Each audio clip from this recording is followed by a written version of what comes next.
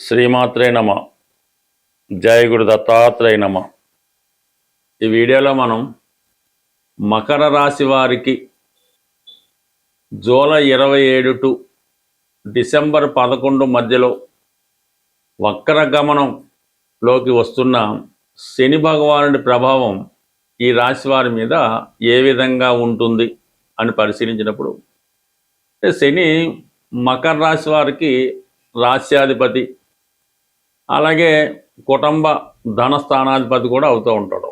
అందువలన ఈ మకర రాశి వారికి శని యొక్క గమనాన్ని బట్టి, శని యొక్క బలాన్ని బట్టి వారి యొక్క ఫైనాన్స్ పొజిషను, ఉద్యోగ సంబంధించిన విషయాలు, ఆరోగ్యానికి సంబంధించిన విషయాలు, వ్యక్తిగత అలవాట్లు, ఇవన్నీ కూడా శనిని బట్టే ఆధారపడి ఉంటాయి. వీరి యొక్క జన్మజాతకంలో మకర రాశి వారికి శని బాగా బలహీనమై ఉంటే చెడు అలవాట్లు, వ్యసనాలు, ఇటువంటి వాటిలో ఇబ్బంది పడుతూ ఉంటారు.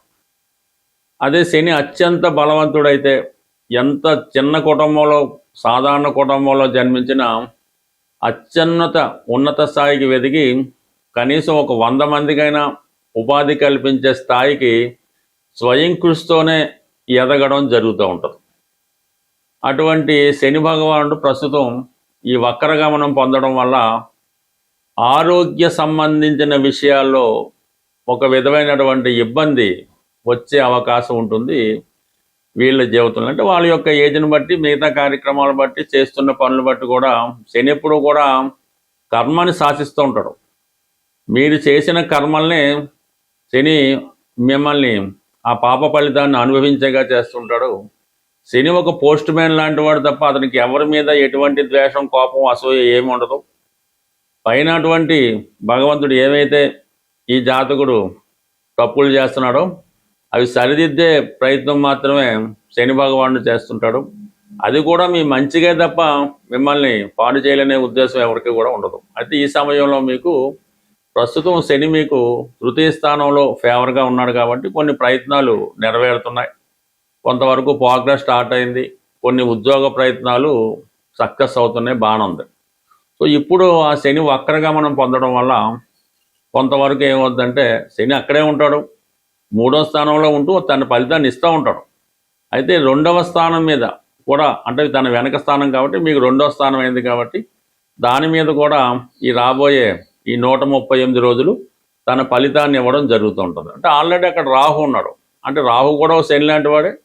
దానికి తోడు ఈ శని భగవానుడు కలడంతో ఇది ఒక విధంగా తీవ్రమైనటువంటి ఆర్థిక బర్డెను మీ యొక్క కుటుంబం మీద పడడం జరుగుతుంది. సడన్గా మీ కుటుంబంలో ఒకరికి ఉద్యోగం రావడం వల్ల, ఏ కారణం వల్ల అయితేనే మీ కుటుంబాన్ని విడిచి దూరం వెళ్ళవలసి ఉంటుంది. లేదో తప్పనిసరి పరిస్థితుల్లో మీరే మీ కుటుంబాన్ని విడిచి దూరంగా వెళ్ళడానికి కూడా అవకాశం అయితే ఉంటుంది. అయితే ఇది కొంతమందికి బాగా మంచి అవకాశాన్ని ఇస్తూ ఉంటుంది. ఎవరైతే సాఫ్ట్వేర్ రంగంలో దూర ప్రాంతంలో ఉద్యోగం కొరకు ప్రయత్నం చేస్తున్నారో వాళ్ళకి, అలాగే రైల్వే డిపార్ట్మెంట్లో కానీ, ఎయిర్లైన్స్లో కానీ ఉద్యోగ ప్రయత్నం చేస్తున్న వారికి కంప్లీట్గా వాళ్ళ ఆశయం నెరవేరడం, లేదా మీరు సినిమా రంగంలో ఉన్నారు, మీకు మంచి అవకాశాలు రావడం, ఎప్పుడూ బిజీగా ఉండడం, ఇటువంటి అవకాశాలు రావడం జరుగుతుంది. అంటే media, animation, modern technology, photography, ఈ రైల్వేస్, ఎయిర్లైన్స్లో వాళ్ళకి మాత్రం కంప్లీట్గా వాళ్ళు బిజీ అవుతారు, చాలా ఎక్కువ హార్డ్ వర్క్ చేస్తారు. ఈ సమయంలో కుటుంబానికి దూరంగా ఉండడం జరుగుతూ ఉంటుంది. మీ ఆరోగ్యం విషయంలో కూడా లెక్క చేయకుండా అంత బిజీగా ఉండడం అవుతూ ఉంటుంది. అంటే దాని ఫలితం వస్తుందా, నష్టపోతాం అన్నది మీ యొక్క నిజాయితీని బట్టి, మీరు చేస్తున్నటువంటి కార్యక్రమాన్ని బట్టి ఉండడం జరుగుతూ ఉంటుంది. ఇదే సమయంలో కొంతమంది అనెథికల్ బిజినెస్ కూడా స్టార్ట్ చేయడం చేస్తూ ఉంటారు. అంటే ప్రభుత్వానికి ట్యాక్స్లు కట్టకుండా చేసే వ్యాపారాలు, ప్రభుత్వం నిషేధించినటువంటి వ్యాపారాలు చేయడం, బ్లాక్ మార్కెటింగు, స్మగ్లింగు, ఇటువంటివి కూడా కొందరు పెద్ద ఎత్తులో చేసే అవకాశం ఉంటుంది. బట్ ఏదైనా రాహు కానీ శని కానీ రాంగ్ వేలో వెళ్తూ మనం ఎంత కోట్లు సంపాదించినా చివరికి అది ప్రభుత్వానికి పట్టుబడి అటు సంపాదించినటువంటి, అక్రమంగా సంపాదించినటువంటి ధనం, సంపదతో పాటు పరువు ప్రతిష్టలు కూడా పోయే అవకాశం ఉంటుంది. కాబట్టి మరి ప్రస్తుతం మకర రాశి వారు వాళ్ళు స్వభావ సిద్ధంగా కష్టజీవులు. అయితే ఇతరుల చేతిలో మోసపోవడం వల్ల కొన్ని సందర్భాల్లో వీళ్ళు కూడా తప్పనిసరి పరిస్థితిలో ఇటువంటి అక్రమాలకు పాల్పడడం జరుగుతుంటుంది. ఇది అందరి విషయంలో కాదు, బట్ కానీ జాతకంలో ఉన్న స్థితిని బట్టి, ప్రస్తుతం శని భగవానుడు రాహుతో కలిసి ఉన్నటువంటి స్థితి బట్టి కొద్దిగా అనెతికల్గా జాతకుడు వెళ్ళే అవకాశం ఉంది. కొన్ని అక్కర్లేని ఎఫైర్స్ కూడా ఈ సమయంలో పెట్టుకోవడం జరుగుతుంది. బట్ ఏదైనా జాగ్రత్త వహించడం మంచిది. అటు ఆర్థిక విషయాల్లో, కుటుంబ విషయాల్లో జాగ్రత్తగా ఉంటే జాతకుడు మళ్ళా తిరిగి ఈ డిసెంబర్ 11 తర్వాత యాజిటీజ్గా మరింత అభివృద్ధి పొందే అవకాశం ఉంటుంది.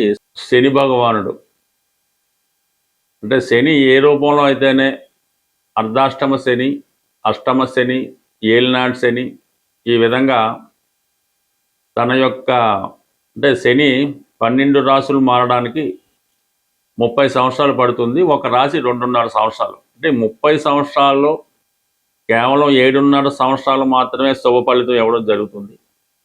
మిగతా 22 సంవత్సరాలు కూడా జాతకుని ఏదో విధంగా ఏదో భావాన్ని బట్టి ఆ క్రమశిక్షణతో స్ట్రగుల్ ఇవ్వడం జరుగుతుంటుంది. అయితే శని పెట్టినటువంటి ఇబ్బందులు, అంటే శని ఇబ్బందులు అనడం కన్నా శని ఇచ్చే అవకాశాలు ఉపయోగించుకోవడం అన్నది చాలా ఈజీ మాట. మీరు చేయవలసిందల్లా అత్యంత క్రమశిక్షణతో మన సాంప్రదాయాలు పాటిస్తూ, పెద్దలు పెట్టిన నియమాలు పాటిస్తూ, ఎప్పుడన్నా సరే ఎర్లీ మార్నింగ్ బ్రహ్మముహూర్తంలో లేగడం అన్నది అందరికీ సాధ్యం కాకపోవచ్చు. సూర్యోదయానికన్నా ముందు నిద్ర లేవడం, మధ్యాహ్నం నిద్ర అంటే అది ముసలి వాళ్ళకి, రోగులకి ఎగ్జాంపుల్ ఉంటుంది తప్ప మధ్యాహ్నం అనేది నిద్ర ఎట్టి పరిస్థితుల్లో కూడా నిద్రపోవద్దు.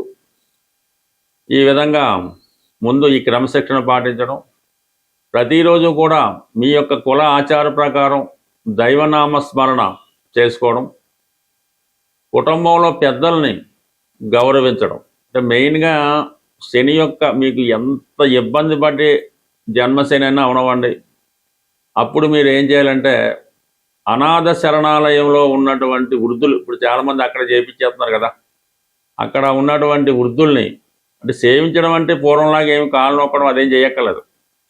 మీరు వాళ్ళకి అడిగి మీకు ఏంటి బాబు అవసరం, మీకు ఏమైనా బిస్కెట్లు కావాలా, లేదంటే ఎన్న మంచీలు తాగుతారా, లేదంటే ఎన్న మందులు తెచ్చి పెట్టాలా, అంటే వాళ్ళకి ఏదైనా ఇలాంటి సేవ చేయడం మీకు ఇష్టమైతే వాళ్ళకి ఫిజికల్గా కూడా సేవ చేయొచ్చు. ఈ అంటే మరి ఈ సత్యసాయిబాబా ఉన్నప్పుడు ఈ నారాయణ సేవ అని వాళ్ళు ఈ బాబా డెవోటీసు ప్రతి వారం ఈ నారాయణ సేవని చేస్తుండేవారు, ఈ సత్యసాయిబాబా డెవోటీస్ వాళ్ళు. సో అది కూడా వాళ్ళకి అంటే బాబా వారు ఆ విధంగా వాళ్ళతో చేయించి వారి యొక్క శనిని యాక్టివేట్ చేయించి వాళ్ళకి మంచి మార్గంలో నడపడానికి అవకాశం ఇస్తుండేవారు ఆయన బాబా గారు. సో అలాగే రోగులు, ఎవరైతే హాస్పిటల్లో రోగులు ఉంటారో ఆ రోగులకి సేవ చేయడం వల్ల మీరు మరణం లాంటి గండాన్నన్నా బయటపడే అవకాశం ఉంటుంది. అంటే ఆ మరణాన్ని నుంచి కూడా బయటపడవచ్చు. అంటే మీరు హాస్పిటల్లో చేరే అవకాశం ఉంది, మీరు హాస్పిటల్లోకి వెళ్ళి అక్కడ రోగులు సేవ చేయడం వల్ల అది ఆ విధంగా న్యూట్రల్ అవుతుంది. ఇది మాస్టర్ ఈకే గారు ఇటువంటి రెమెడీస్ వారి యొక్క భక్తులతో చేయించి వారి యొక్క దీర్ఘ రోగాలను కూడా ఆయన తగ్గిస్తూ ఉండేవారు.